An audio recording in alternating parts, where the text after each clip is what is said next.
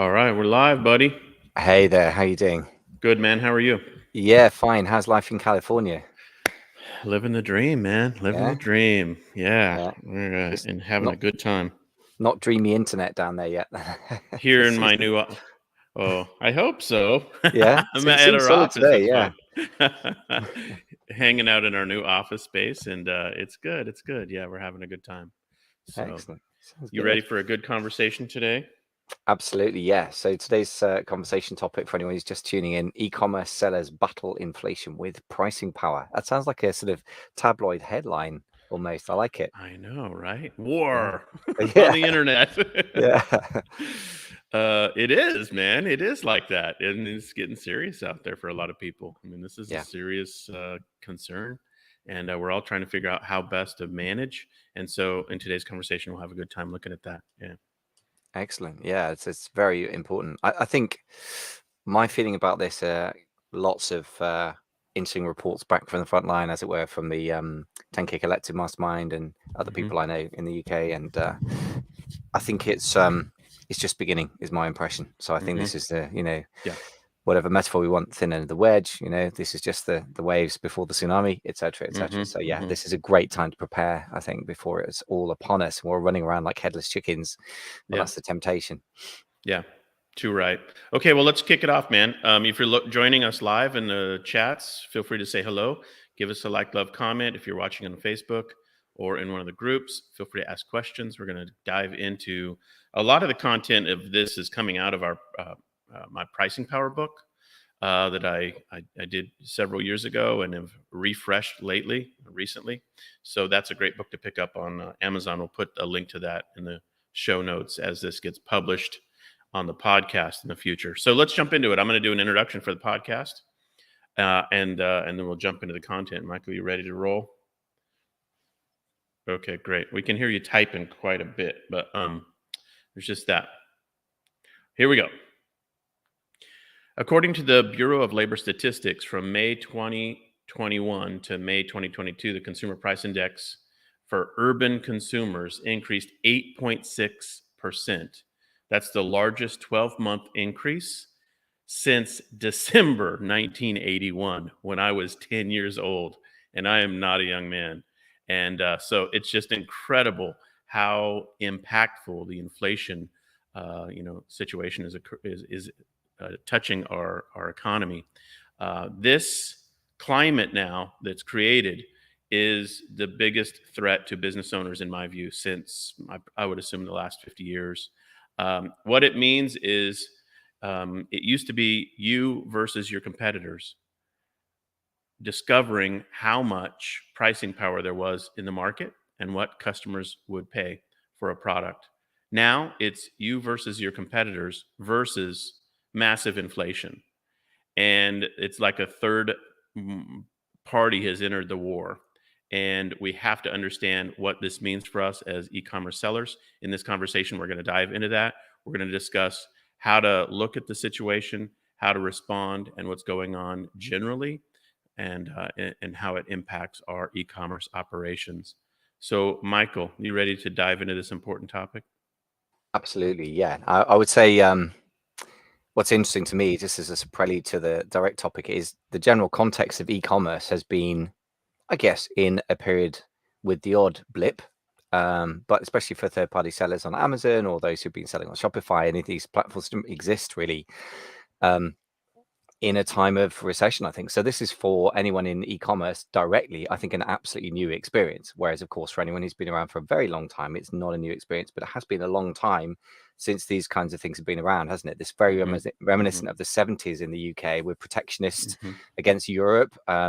There's a lot of strikes. People are asking for 7% pay rises, which is still below the inflation rate, and getting 3% and going on strikes. And this is very much the sort of return to the past and oil price shocks due to war, etc. So I think that this is not unprecedented. It is just simply Oh, not you muted yourself, not buddy. something that we've experienced in There you recent go. history. That's all. So you were saying that we're now sort of fighting on three fronts. So Yeah. what is the sort of outcome for the e-commerce operator? Well, I think most operators, if they have cost of goods, that have rising amounts of, rising costs in their supply chain, they're going to lose a lot of profit. And so the profitable e-commerce operators will lose profit. The not profitable e-commerce operators will go from bad to worse. And so, if you've been trying to scale a business and you haven't really been focused on profit, maybe you've just been going after top line revenue, hoping to, get scale.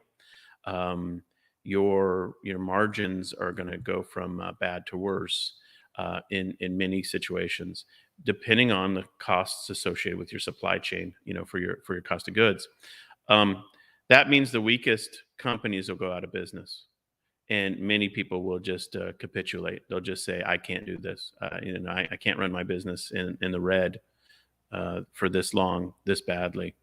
Um, Now, it also means a small percentage of savvy operators, in my view, will be creative in their pricing, will be creative in their supply chain structures, and will become opportunistic and will take leadership and maybe take new leadership roles in their category. And maybe new entrants will emerge that will be shiny, happy, and new, and priced wisely, and will succeed in this new climate. I would assume they'll do that on the basis of appeal to value, and they'll be creative in how they attract customers. But then the final piece there will be that old market leaders will fall off and new market leaders will emerge. Old market leaders might fall off just because they're asleep at the switch and they don't actively manage their pricing, and they don't understand how tenuous the situation is in terms of pricing, or maybe they feel like they can't manage their pricing. They're painted themselves into a corner, and they can't manage their pricing creatively, whereas new entrants can. And that'll be the basis upon which new entrants overtake the old guard. So this is going to be a turbulent time. I would say in general, most companies are going to be less profitable if they're dealing with physical goods. And that's just a reality of it, because inflation is eating away at their profit margin. Yeah, some very good insights there. One of which I think is optimistic, and I think that's really important to bear in mind. So I think that, to your last point first, I think a lot of people who have been in the game for a while will have built up overhead almost, by accident. It sort of happens unless you cull, doesn't it? But Yeah. also it will have been overhead that was an appropriate overhead structure if they were reasonably profitable, well-run businesses for a situation in the world that I think is not going to exist in the future. So I'm in a sense very bearish on this, but I'm equally, as you say, bullish on the idea that savvy operators can scale. I think that one of the things to that point of the weakest companies going out of business, those are two sides of the same coin. I'm already way earlier than I was expecting, seeing deals starting to come across my desk, and certainly those of the mastermind, where people are just going out of business who are their competition. Yeah. Some of the mastermind members, sadly, a couple of them have actually almost basically gone out of business due to COVID. And then post-COVID, and sort of with inflation pressures on top, some of them are saying their competitors go out of business. And actually, one of them had a competitor reach directly out to them and say, would you like to buy, some of our assets? And obviously, they're in a very strong position to negotiate, and it could be in a real expansion opportunity. It could, the brand exposure and brand assets that this company has are very, very Yeah. powerful. Yeah. But the back end was not well run. And to your point about the back end sort of cost structures were, I think, really pretty appalling. So good This is opportunities starting up. Yeah, this goes back. What you just described goes back directly to our conversation about the STAR principle and the 80-20 rule from Richard Koch, which is advantage accrues more advantage. And if you're a strong operator in this context, in this climate, and you have competitors that are weaker than you, they're going to get more weak. And if you can stay ahead of them, they might capitulate, and they might. I mean, that's amazing that happened already in your group. What this means is that if you're the strong and your competitors are the weaker, you might very well double. You might grow through acquisition, basically. You might end up getting the brands that you hated and that you fought against you might now own them, and then you Yeah. can't hate them so much. Yeah, Then you, yeah. It's a very good uh, point because the mastermind member who's discussing this, which obviously the details of which are very confidential, but I sure, can say that it's happening in general, yeah, was saying that he's had a couple of the mastermind members have had some experience of taking over a business and hmm trying to integrate the staff. And one of the issues is exactly what you just said, that, your brand, Joe Blogg's brand, the Miles brand takes over the Veezy hmm brand. And then suddenly all the Miles people are like, Veezy, but they're rubbish we products. And like, hate we've been you. saying that we hate you. And suddenly they've got to make friends with it. And that can often hmm be very problematic, Yeah, gear change, mental switch. So that it's yeah, not without its challenges, but then everything got its challenges. As you say, the star principle absolutely applies. What I think is interesting though is the star principle traditionally, just to put a nuance on it, is about being part of a growing market and being the hmm market leader. What I think a lot of us hmm are going to have to make friends with is being part of overall, at least temporarily, shrinking markets and hmm gaining business growth by right, gaining market share, which either means buying out the competitor, which is complex, but yeah. ultimately, you're kind of taking the fight off the board, or fighting super hard for market share, which is going to be brutal. I think Well, it's the going to be question is, how are you the market leader? If you're the market leader because you grew fast with a lot of debt, maybe you had some kind of investors or something like that, but you didn't have margin, then you're the market leader on on shaking ground.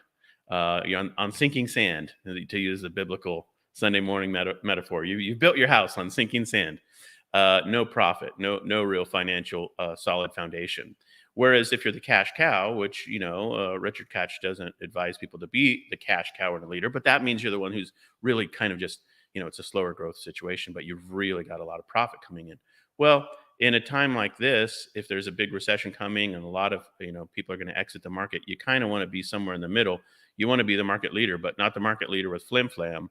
You want to be the market leader with real cash on the balance sheet and a strong financial position, because then, as the 80-20 rule dictates, advantage will accrue to those who have advantage.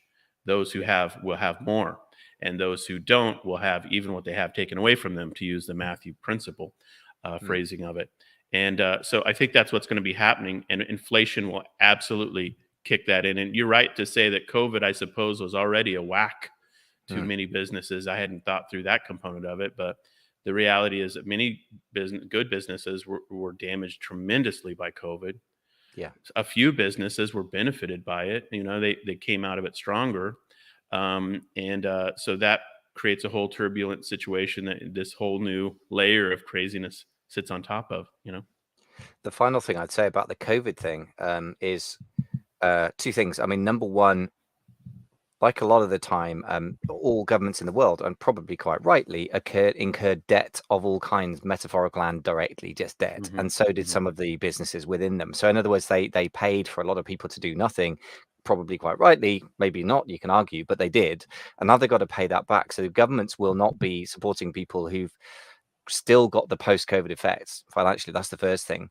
Yeah, Um, so that's leading, I think, to what I was kind of expecting to come earlier, is the sort of COVID effect on businesses, and a lot of businesses going out of business yeah, and selling their assets. That's yeah, now happening later than I was expecting. yeah. But the other thing is that we don't live in a post-COVID world in terms of supply chains. I mean, in America, in Europe, in the UK, everyone's wandering out without face masks. Nobody cares at all. A friend of mine's been living in California and says they're much stricter there. So it varies, but hmm it's kind of post-COVID. China is in the opposite. They're in the biggest lockdown ever in their Yeah, history, and they're good at lockdown. So we are not in a post-COVID world. So we're kind of getting hit from right. all sides, just quotes unquote from COVID, and then inflation comes on top. So no wonder it's challenging. And So yeah, sorry. just I was just gonna say, just to speak to that, I just was listening to the All In podcast. I love that podcast, and those guys were just talking about this, and they quoted Jerome Powell, who has said, apparently the Fed chair, in essence, he's willing to destroy the economy to combat inflation. Or, I mean, those are the horns of the dilemma he's on. He to really really combat inflation, his lever, his pulley he can move is the interest rate. He raises that thing up and up and up and up, and the economy is just going to get worse and worse and worse. It's going to do monumental damage, and that's the dilemma he's in. I mean, Mm, there's only it's kind of binary like that. It's like inflation versus the interest rate. Yeah. And so what that means is there's going to be massive pain in the market, and that's just the reality of it. So anyway, yeah, it's a complex time, Yeah. but man, for business in e-commerce operators, people are still going to be buying toilet paper, and Yeah. they're still going to be buying, toilet bowl cleaner. And Yeah. I don't know why to focus on the toilets. They're still going to be buying toilets, Yeah. but this is going to be a lot of discretionary spending is going to go by the wayside, and Yeah. the basics will become more important than ever. But to the point of this podcast conversation, I think the question is, how does pricing play into all of this? And I think that's probably the thread we want to pull on today, just to go down that road a bit. So. Absolutely. I mean, one final question on the sort of macroeconomic piece then, because it is, as you say, it is now suddenly a bigger, ever bigger part of our thinking, rather than just, oh, well, that's in the background, I can focus on what competitions are doing. So what do you think are the root causes of this? And I guess we've talked about some of this. Is it a universal truth you're describing, is perhaps a better question? Well, yeah, I mean, I think the question is, is it universal? Is this situation going to impact all e-commerce sellers? I would say the e-commerce sellers that operate in the physical product space are most at risk, and inside that risk group, the e-commerce sellers that operate with what you might call discretionary product, lines, or products that are aspirational, maybe brands, that kind of stuff. It's not toilet paper and eggs and peanut butter and stuff like that. It's more like the luxury watches, or Mont Blanc pins, or things that people can say, nah, I really wanted that, but maybe I'll wait 5 years. It wasn't really a need to have, it was a want to have. I think operators in those types of spaces will be the most at risk. Operators that are, maybe in the retail arbitrage space, kind of entry level kitchen table entrepreneurs that are sourcing items that are, new in the box at a garage sale, and can buy for $1 and can resell for $17 or $39. I think those sellers will be fine. I think the private label sellers who have good margin, and are in a needed, product category, will be fine. I think digital goods sellers that are, um, in the right types of niches will be fine. I could explain more on the digital seller side. I know that's such a niche situation, but that's this one I live in the most. But some of those people would be fine. Others won't be. And so I think it's broadly applicable what's happening. I think the inflation hitting the economy obviously hits all consumers, and so is universal. And the pricing strategy, therefore, is an opportunity for all sellers, or a requirement for all sellers to think through. And so I think in that regard, the inflation versus your pricing strategy is a universal. The category you're in is sort of a secondary consideration, in terms of how aggressive you have to be to solve your specific problems. Yeah, I think that makes sense. So in other words, it does apply to everyone, but some people are in a much more defensible position than others, if I'm summarizing correctly. Yeah. I think the Yeah. other thing I would say finally is this, that understandably, central bankers and governments tend to say things like, this problem is temporary, which is understandable because it becomes self-perpetuating, especially somebody at the Fed says something, the Fed chairman sneezes the wrong day and the entire world, stock market falls down a percentage point. So having said that, I think we should believe that. And I really think that there's an underestimation of how big the coming trends could be. Without going too deep into this, just a final thought on the macro stuff before we get into how to solve it. Yeah. According to Zion, there are a couple of things. Above all, demographics and America's withdrawal from the world militarily, which is a verifiable, statistical thing. Both of them, particular demographics, does mean that most countries will not have the people that provide capital are mostly going to retirement, and the baby boomer generation, and the people that consume and are the cheap producers in most countries, including especially China and most European countries, are going, are not being produced in many numbers because people stopped having kids a long time ago. America is probably the most proof against that. in the world generally. So I think there's going to be a very big division between what happens in America in 2-3 years time versus what happens in Europe and UK. And I think that one of the things I'm trying to encourage everyone to is just, if you're not already selling in the United States, it's not going to be a nice to have, it's going to be a must have. So for me, that's another who's vulnerable, who's not thing. I think if you're selling to Germans right now, that could get ugly, and it could do so within a matter of months, I think, in terms of consumer demand. Well, we're framing this all as very, very negative stuff, which it is. But I think we've already started to pull through a couple responses or prescriptions. One prescription I'll just mention, and then I want to kind of go into what you just described. But one prescription I'll mention is the marketplace you sell on itself is a prescription to think through. What marketplace offers you the best margins? And that's certainly a consideration for every e-commerce seller. Can you make more money selling on XYZ marketplace than the other? That analysis is really super central right now because the profitability of it is most important. The question is, what marketplace provides you the most profitability? That's one thing. You just described another question, which is which geographic market provides you the most opportunity. So to your point, yeah, I think that's a second thread to pull on or a lever. Is what geography provides me with the most profitability opportunity. And if you're a European seller, then maybe the US is the answer. I think those two things by themselves are moving your chess pieces around the chessboard. It's not really a pricing strategy, it's a location strategy, which is very valid. And then there's pricing strategies that can be brought to bear. And so I want to talk through those as well. But any thoughts on the geography and the marketplace considerations? Yes, just one simple thing, which is to your point, which I think is absolutely bang on. It used to be you versus your competitor. Now it's you versus your competitor and inflation. I would add into that as a separate thing, you versus your competitor versus very, in some cases, sharply dropping demand. And I think if the demographics mean that, everyone in Germany is retiring, which they are, and there are fewer young people in Europe as a whole, which is true. We're a very old continent compared to everywhere else, including America, apart from China. That means it used to be that Germany would be a great opportunity for an American or UK-based seller because people get freaked out by the fact that it's a different language. There are fewer US sellers. There are fewer Chinese sellers there than in the UK and the US. And really solid, wealthy consumers. So that was a great opportunity. I think going forward, sadly, I'm a German speaker. I love the country and the culture, but sadly, I think going forward, the consumer demand could crater based on the Ukraine war, depending what happens this coming autumn, depending when you listen to this. I mean, the demographics are a longer term trend. That could be basically a place that has been an amazing opportunity could turn into basically a bit of a damp squib, whereas America will continue to be very competitive and get more competitive, but it may be the only place in the world left with really solid consumer demand, at least for a period. What did you just I call hope it? I'm Was wrong. that a British colloquialism? A damp squib, is that what is as that? in disappointing? I guess it's a bit like you light a firework and it kind of goes and then sort of fizzles out.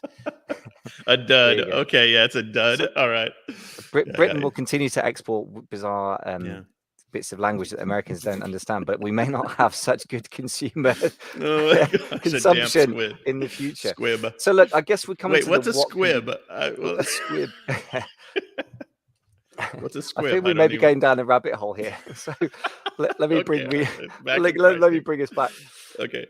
So apart from the dire macroeconomic picture, some people will be, as you were saying, in a better category than others to be protected, and some geographies and some marketplaces may be better than others. But what are other things we can actually do proactively about this, and particularly with pricing in mind as well?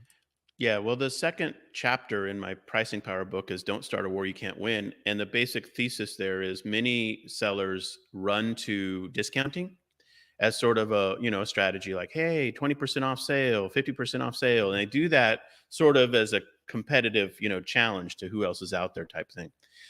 That is like normal. What we're in right now is like the bizarro universe anti-normal situation. And so honestly, one of the things that you might consider doing in this context is a reverse sale and telegraphing your reverse sales punches. And so let me describe what that would look like. So rather than saying, hey, we're going to do a 20% off sale starting on the 4th of July, you would do something more like this. Hey, our prices are all going up by 10% starting on the 4th of July to, because our costs have risen. Now, what that does is actually a very interesting psychological, kind of trigger in the mind of the consumer.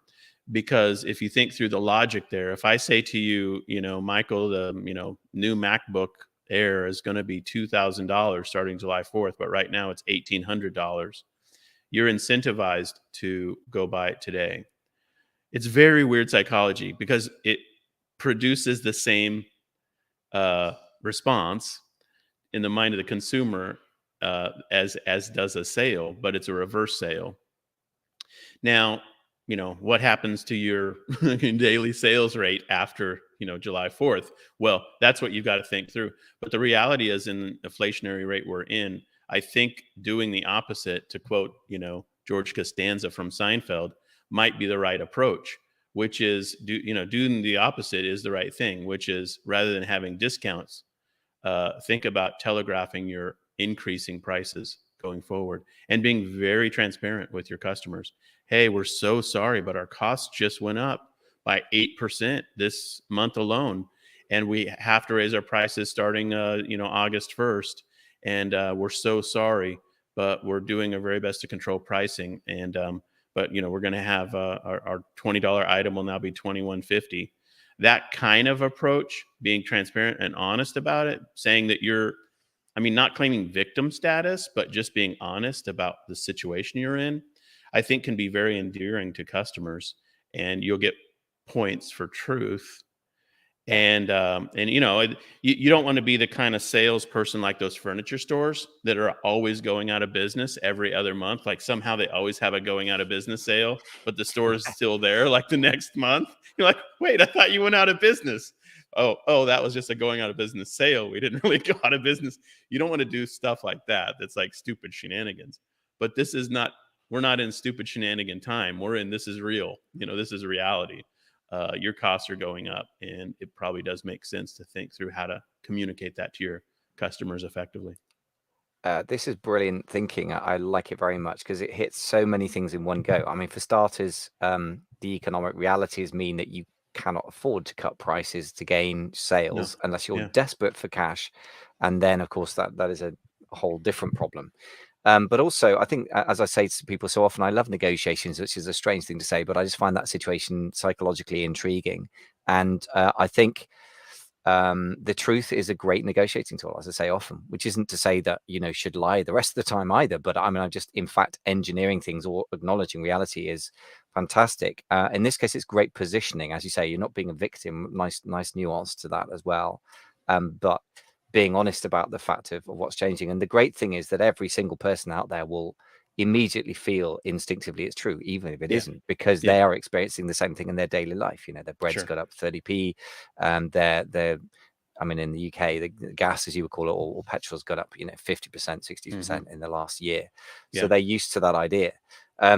Okay, well, that's a fantastic thing. What other solutions have we got, particularly around sort of pricing area?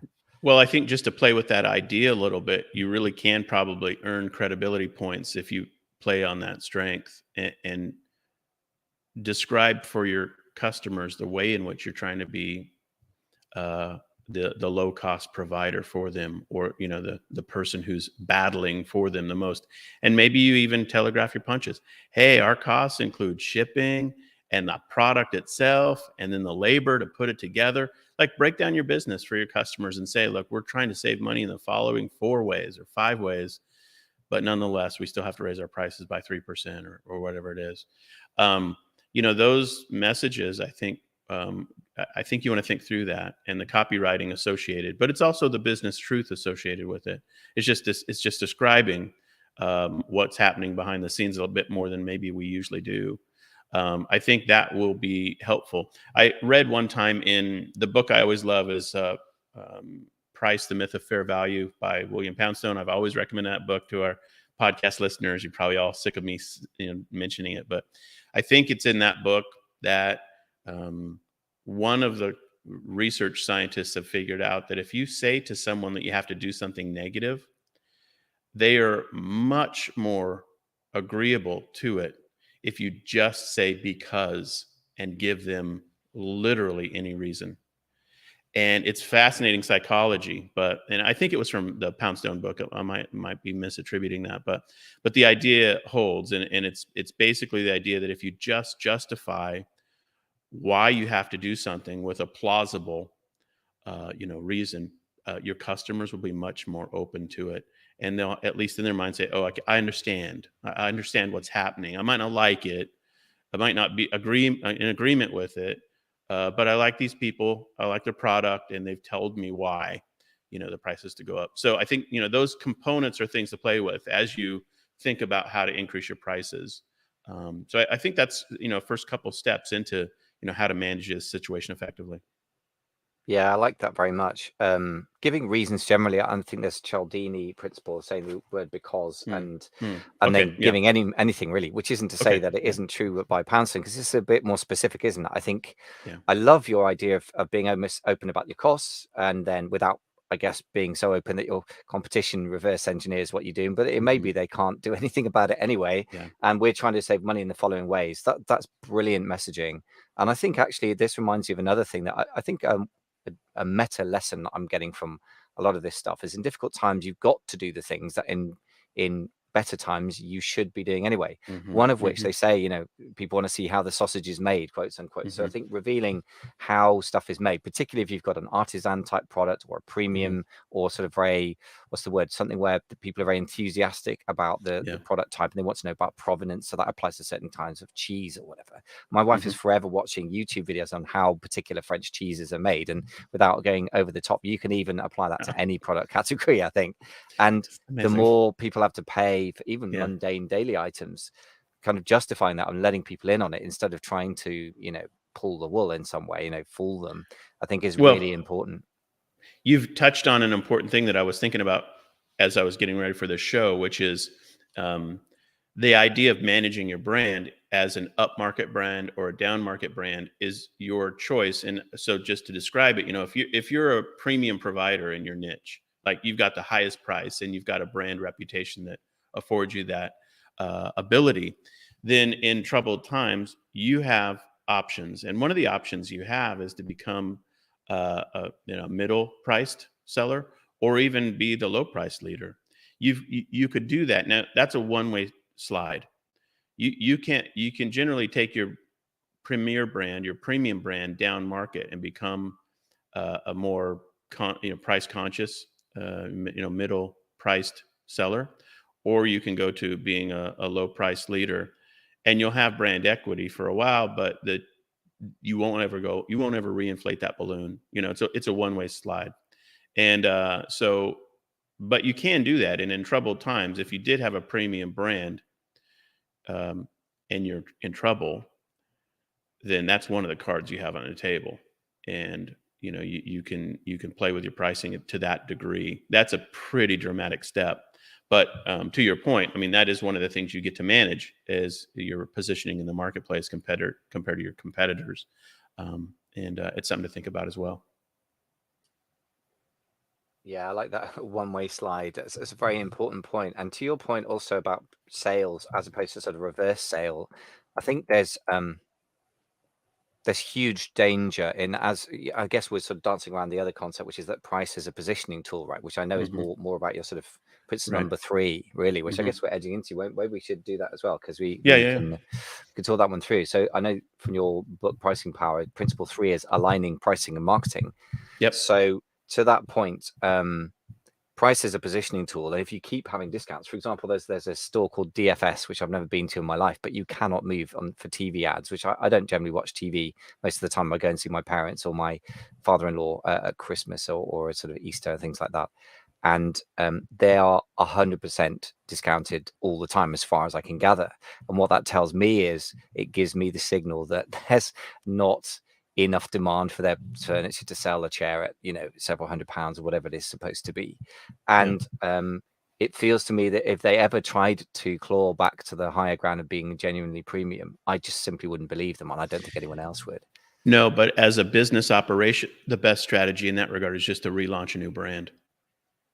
Okay. They just create a new brand, and that I new brand you can't don't hear you know. for some reason. But May have lost your ears. Okay, got you now. oh, sorry, I lost my AirPods. Am I back? You're Yeah, back yeah, yeah. now. I think I'm back. Yeah. So as a business operation, you just create a new brand, and the customer doesn't know that you're behind the premium brand, and is so much because it's obfuscated, and that premium brand then is out there, and you lean into that as the strategy for re-inflating the pricing strategy. So yeah, principle number 3 from the book is align marketing and pricing, and so we've touched on this. There are a lot of nuances there. So you all things being equal, the most premium brand in a market has the most margin because they have the highest price points. If you can obtain that level in your marketplace, then good for you. Don't cave on that, and hopefully you've got the brand power and you've got the business strength to endure a big recession and inflationary times, because there will always be buyers in a marketplace that don't care about price. And I know it sounds weird to go into a recession or in a time of extreme inflation, but there are buyers in every community who are like not they're just rich. They just have money. They just can afford whatever they want to buy, and it doesn't matter to them so much. They're more focused on the premier luxury brand product than the price they paid for it. It's a status symbol for them. It means more to them than just a sum of the dollars they spend on it. It means to them something emotionally, or something in their social group, or something in society. It's a statement piece. And those sellers that operate in that space and serve those customers, they are in the most favored position, all things being equal, if they can, maintain that reality. And so, that's the thing that you want to think through is, where are you now? If you're not in that position, and very few people are, then the question is, how can you create a context in which the value propositions do really well for you financially? In other words, selling items for in a value context, or like as justifying a low cost, and so it's appealing to the masses but still makes you a margin that you can live on. Those are the challenges, and those are all marketing decisions. You're really talking about marketing, not pricing. Pricing is just the fork and knife, but what you're really working on is a big fat steak, which is the position in the market, right? Yeah, but So still, you got to have the pricing. I think, yeah, pricing as positioning is incredibly important at the very, very highest end. So, yeah. by the way, I just had a quick Google. There are apparently, and I don't know how recent this data is, but 20.27 million millionaires in the USA, which is a substantial percentage of the population. So the number of people like that. I mean, okay, $1 million, you could argue, if you live Hmm. in London, it doesn't feel like that much money, to be honest. I mean, I'd be happy to be handed $1 million, but it would Yeah. basically buy a flat that we've got already, I think, instead Yeah. of having a mortgage on it, and then we'd be getting on with our lives as normal. So, but nevertheless, I mean, if you think there are, maybe, I don't know, a handful of deca millionaires, etc., Hmm. there are a substantial number of people that I personally know in London, because I know some wealthy people here, that Yeah. who really it wouldn't make much difference to them about the recession, to Yeah. be honest, unless it happens to impact their corner of the world. So you Yeah, have a very good that point. number 22 million, what would that be, like 8% or something like that of the US population? I heard Something a along those statistic lines. So before that it was like 11%. So yeah, let's just say between 8 and 10 or 11% of the yeah, population is a millionaire, which, to your point, what does that mean? But it's an indication of purchasing power, potentially, maybe. yeah. And so all that to say, there are people who will buy premium items. They'll certainly cut back in times of extreme recession, and many people who are in that category will fall out of it in times of Mm. extreme recession. But nonetheless, there are people who can afford to pay for premium items. Um, yeah, So now you've got it in your pricing power book, which I've got under Principle 3, and you've got yeah. a quote from Dan Kennedy, which I just want to read and get your thoughts on. So he says the best pricing strategy of all is creating visibly excess demand. Hmm. Um, so that obviously he's more been in the service industry marketing game, I guess, hasn't he? Had a lot of Yeah, dentists at one point and yeah. what have you. Can we translate that to e-commerce? And do you think how do you think that plays out? Do you think that's the right way of putting it? Man, the smartest marketers do. I think of Elon Musk and his Cybertruck. he's been teasing that thing for like 4 years or something. I forget how many people he had on his waiting list that had given $1,000 deposit or $100. I don't remember, but it was literally like, billions of dollars of future sales because he created a context in which there was visible excess over demand and under supply, and the waiting list was the way to do that. So that it is genius marketing, and Dan Kennedy has identified it from the olden days, pre-internet era, and people who are savvy marketers in the internet era can do similar things. Having a pre-buyer list. I mean, we got clients who could do this, who probably haven't done it enough. In fact, what you're reminding me is that maybe I'm taking a note for a few clients as I think about this. But any time in which you have product releases, containers coming in, product being made, it's ready, any time in which you have an actual date and time where you've got products that can be purchased, you've got an opportunity to create a pre-buyer list and to pre-sell or do deposits or have an early bird list. Those types of strategies, those are all designed to create demand ahead of inventory delivery. And that's the context in which powerful pricing opportunities exist, because you can say, look, this is coming down the road. If you want this price, get on this list. And you can say in the future, the price is going to go up or supply will be gone. I mean, those are the two options. You can say, hey, and event marketers are very, very comfortable with this psychology. That's how you sell conferences or big events, is you say to them, there's 1,000 tickets. The early bird price is, $299. And if you wait past July 15th, they're going to go up in price or they're all going to be gone. That's an event marketing tactic. You can do that same exact thing with physical products. I have a container of goods coming from China. It's taken me 7 months to get this. It's been ridiculous. It cost me 3 times more than I ever imagined I'd pay for shipping. I only have 3,200 units. And here's the price point. And they will either be gone or I'm going to raise the price in the future to meet market demand and get your name on this list. And here's the link or whatever. All of those approaches ring true right now. Yeah. Everybody knows the shipping is a complete nightmare. So I think that's where the alignment of marketing, pricing, and marketing and pre-selling really come to play. And I think it's a huge opportunity for us as sellers right now. Yeah, I agree. And by the way, pre-selling is entirely possible on Amazon. In case you're an Amazon seller going, yeah, but Jason, no, that you don't have to have your own D2C site. Like, for example, I have pre-ordered Peter Zion's audiobook no, not the audiobook. I've listened to that. The physical book, I guess hardback, of The End of the World is Just the Beginning, which is a cheerful title. And you can imagine what it says about geopolitics and demographics. It's pretty That's horrible. apocalyptic, but it's an amazing book. I mean, I definitely recommend it. But the point is, because I'm a fan and he's built a fan base and a following on Amazon, the platform that I know and love, or sometimes love, hate, but the main platform for the guys that I help, guess what? You can pre-sell on Amazon. And I've physically done it, and lots of people will if you're good at creating demand. So I love this opportunity. I really do. I'll tell you, this is one of the ways in which digital goods sellers have a disadvantage over physical goods sellers. I mean, all things being equal, I'm usually like digital goods, that's the way to go. But I realize most of our audience deals in physical goods. And this is a situation in which digital goods sellers just don't have this advantage. People know there's unlimited forever supply of any digital assets that's created. You can't say, for software or for how-to guides or for, video courses or something like that, there's only 42 copies left. You just can't do that. And but for physical stuff, you absolutely can. And on Shopify specifically, I will tell you that there are specific apps that you can rig up on your store that will, for example, give the stock units count right on the products page, right underneath the add to cart button, where so basically it can say like only 4 left in stock or 2 left in stock. We encourage our e-commerce customers, our clients, to install that app. And there's several to choose from, but they basically all do the same thing.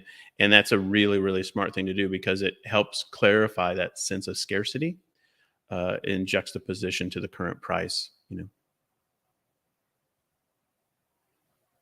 Love that. And a couple of thoughts. I mean, obviously on Amazon, this happens automatically, but you can kind of Hmm. engineer it by doing a Yeah. couple of things. Without being too tricksy, you can reserve stock.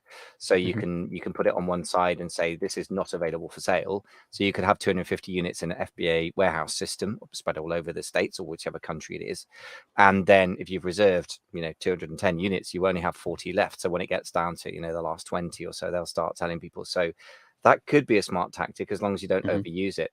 But the Yeah. other thing I would say, though, is the psychology of the sellers is very, very interesting to me, because most physical goods sellers, and this is an extraordinary testament to the amazing time we've been living through, which historically has never been this way. We've effectively been able to treat physical goods as almost as replaceable as digital Hmm. goods, which is Hmm. Yeah. crazy. And that Yeah. era, I don't think it's drawing Done. to a close. I think it's over. I think there's a sort of overhang psychologically that everyone in the world, That's including the right. consumers and the e-commerce sellers I know, think this is temporary. I don't think it is. But even if it's not temporary, it's going to be around for the next 18 That's months, right. 2 years. And what Yeah. that means is the reality is the physical goods are very limited and not easily replaceable. And therefore, each individual unit has a great deal of Yeah. pricing power if there is Yeah. demand for it. And to your Yeah. point, the different categories have different levels of demand and sensitivity to price. But I think people way underestimate this because their psychology is trained by, as a Hmm. consumer and as a seller, a generation of plenty where nothing was really ever in short supply. And And this it's is, suddenly changed. yeah, this is sort of the situation where it's almost like which of the two options, which of the two bad options would you prefer as a buyer? And I'm thinking of the baby formula shortage right now in the U.S. It's really actually kind of like, I mean, it's alarming and sad and horrible. I mean, you hear these families that are like, please help me find this specific formula for my baby. Like, I can't find it anywhere. So the question is, as a consumer, which would you have rather had?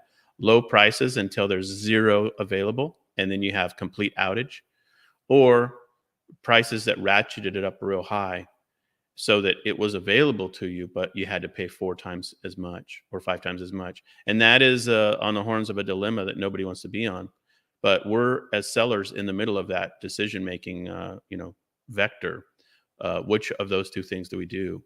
And I would just say, I mean, there's real world implications. I mean, for baby formula stuff like that, um, it, I would imagine that if you're a new parent, you would have rather had supply available to you, even if you had to pay 2 or 3 times more, you know, for it. And I don't know. I mean, but those are hard options. But I think we have to think through for our specific niches and for our customers that are looking for our products, which scenario which is least bad of Yeah. the bad options. I guess So. that comes down to, I guess you introduced me to the phrase, I think it's price elasticity of demand, or Hmm. inelasticity. Hmm. So in other words, Hmm.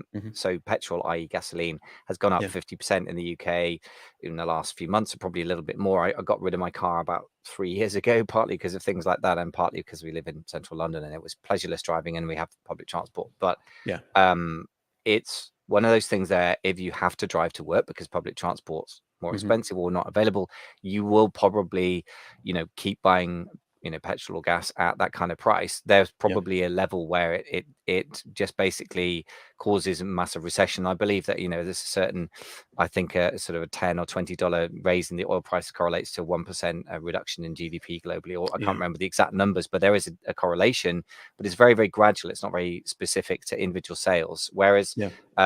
baby milk might be another thing, or baby formula, whereas there'd be other things to the point of the discretionary level, where people just go, well, I'm not going to buy that sort of luxury level handbag, for example, Yeah. but I might buy myself a substitute, a sort of luxury substitute, which I think is another positioning where on Amazon anyway, just generally not premium, but sort of affordable premium, if that's a Hmm. thing, Hmm. is a positioning that's always been quite, how can I put it, quite native to Amazon as a platform. Hmm. It's not like there Hmm. aren't wealthy people buying a lot Right. of expensive products, but it tends towards that. And I think that's not a bad place to go, in my opinion. I mean, how do you look through this sort of lens of elasticity of demand? What do you come up with as solutions there?